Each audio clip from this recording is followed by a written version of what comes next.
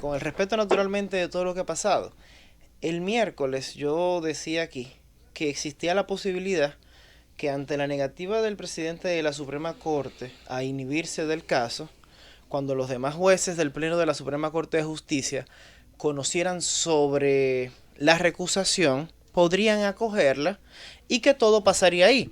Que ante el supuesto de que el quórum se encontrase incompleto, simplemente se completaría, como se puede hacer en cualquier caso, con jueces de la Corte de Apelación. Mira qué ha pasado. Yo creo que dentro de las instituciones que tienen problemas en este país, el Poder Judicial tiene que estar entre las tres principales. Y yo creo que esos problemas se deben en gran parte a muchísimos factores. La insuficiencia de presupuesto, la incursión de la política, la probable inconstitucionalidad del Consejo Nacional de la Magistratura, inclusive los ataques a veces lacerantes, infundados e interesados de algunos periodistas. Pero yo sin temor a equivocarme te puedo decir que hay un factor que juega un rol determinante en la realidad que vive la justicia en el día de hoy. Y es muchas veces la complicidad y el silencio de los mismos jueces que conforman el Pleno de la Suprema Corte de Justicia.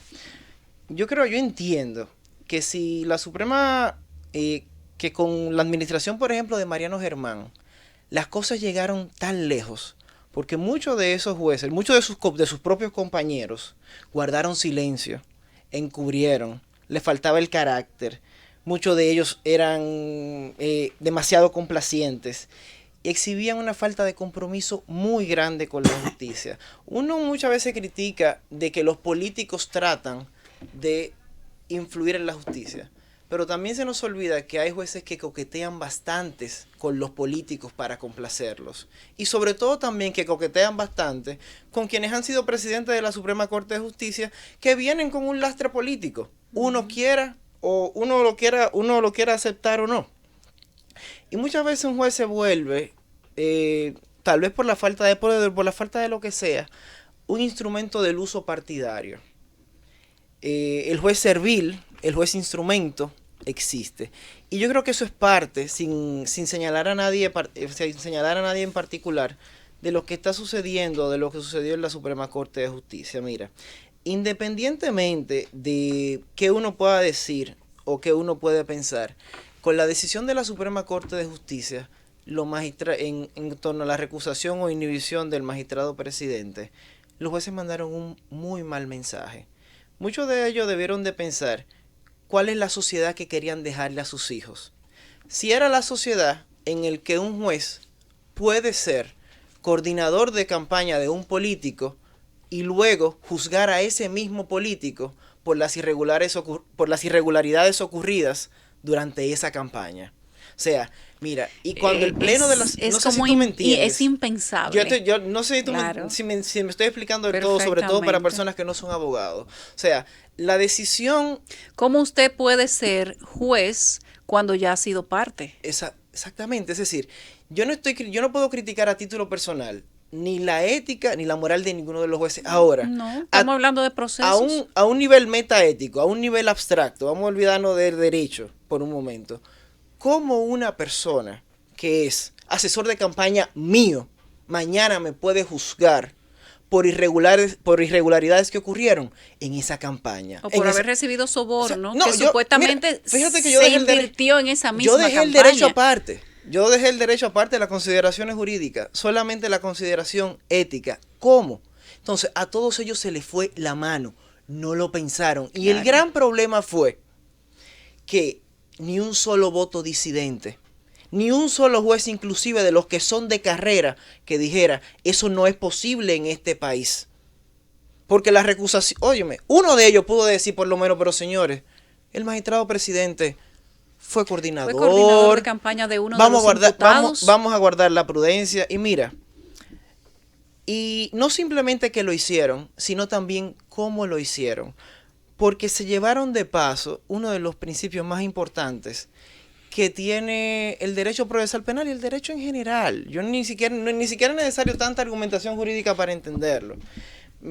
Hay algo que ellos desbarataron, y es que se justificaron diciendo que como el magistrado presidente no tenía para sí, para su persona, para su intromisión, ningún vicio de parcialidad hacia alguna de las partes, no había ningún problema en que él conociera. Esa idea de imparcialidad es la idea de imparcialidad subjetiva, la idea de imparcialidad propia del juez del siglo XIX. O sea, esto lo digo si no peyorativamente, así era que se pensaba. El problema es que al sol de hoy, la imparcialidad, como está en nuestra Constitución, comporta por lo menos dos grandes aspectos. Ciertamente, una imparcialidad subjetiva, que es la del propio juez, la de ese es amigo mío, la de ese es familia mía, la de no puedo juzgarlo, no puedo juzgarlo objetivamente porque me siento comprometido, pero también, y es la forma de imparcialidad a la que hace alusión nuestra Constitución, una imparcialidad objetiva, que es esa expresión de confianza, esa garantía que debe de brindar el proceso penal. Dicho de una forma muchísimo más fácil, el juez no tiene ningún derecho a sentirse parcial, eso es mentira. No es el propio juez que va a evaluar, yo no me siento parcial, yo lo dejo. El derecho a un juicio imparcial es una prerrogativa del ciudadano. Es el ciudadano que tiene que decir, ese tribunal no me parece totalmente imparcial. Ese tribunal no me parece totalmente objetivo. Y por eso yo tengo derecho a recusarlo. No sé si me explico del todo. Es decir, lo que nosotros hemos visto como... Sí, es que le pasaron por arriba. O sea, los jueces le pasaron por arriba a todos los argumentos que presentaron los abogados, que ese es su trabajo. Presentar esos disidentes, recusar, pedirle que se inhiban. Es el trabajo de la barra de la defensa.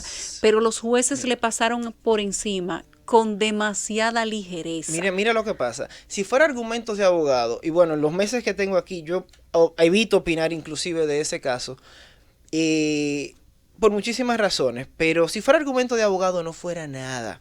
Porque es verdad que los abogados incidentamos, es verdad que los abogados tratamos de darle largas a los procesos, es verdad que los abogados litigamos al cansancio, pero en el día de ayer y en el día antes de ayer, eso no era lo que se estaba discutiendo, era una garantía fundante de nosotros como República Democrática, del máximo tribunal de la República Dominicana. Yo de hecho para el día de hoy había extraído un párrafo de cómo entiende nuestra Constitución el tema de la imparcialidad, que de hecho es de la misma forma que se reconoce en la Convención Americana de Derechos Humanos, en el Pacto de los Derechos Civiles y Políticos, en la Declaración Universal de los Derechos Humanos, etcétera, que es la mejor forma de que inclusive quien nos escucha entienda qué fue lo que pasó y sobre todo para romper con esa idea de que la imparcialidad se trata de cómo el juez se sienta, no es de cómo el juez se sienta. Así fue como él lo manifestó.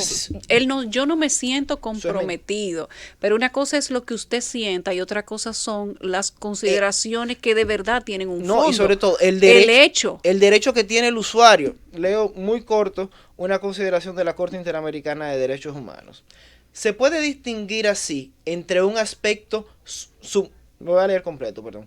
Si la imparcialidad se define ordinariamente por la ausencia de prejuicios o parcialidad, su existencia puede ser apreciada, especialmente conforme al artículo 6.1 de la Convención, de diversas maneras. Se puede distinguir así entre un aspecto subjetivo que trata de averiguar la convicción personal de un juez determinado en un caso concreto, es decir, el magistrado cómo se sentía, y esto es lo importante, y un aspecto objetivo que se refiere a si éste ofrece las garantías suficientes para excluir cualquier duda razonable. No es posible reducirse a una apreciación meramente subjetiva. En esta materia, incluso las apariencias pueden revestir una cierta importancia. Todo juez en relación con el cual puede haber razones legítimas para dudar de su imparcialidad debe abstenerse de conocer ese caso. La imparcialidad objetiva exige que el tribunal o juez ofrezca las suficientes garantías que eliminen cualquier duda razonable acerca de la imparcialidad observada en el proceso. En resumen, no se trata de cómo un magistrado se sienta o no.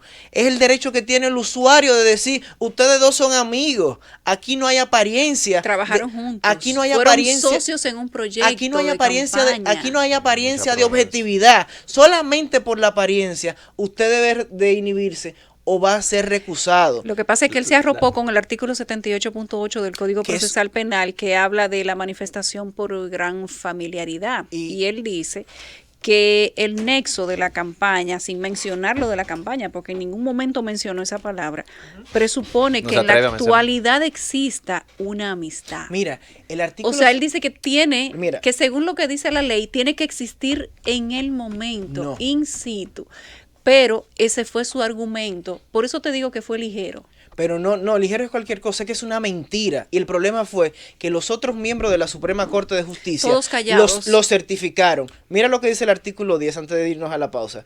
Cualquier otra causa fundada en motivos graves que afecten su imparcialidad o independencia. La norma del artículo 78 es una norma abierta. Te deja cualquier otra causa, pero además el mismo artículo 78 en el párrafo 8 dice, en el numeral 8, tener amistad que se manifieste por gran familiaridad o frecuencia de trato con cualquiera de las partes o intervinientes. Es que no puede ser en el momento, necesariamente tiene que verse hacia el pasado, o usted tiene frecuencia de trato o amistad con una persona hacia su futuro.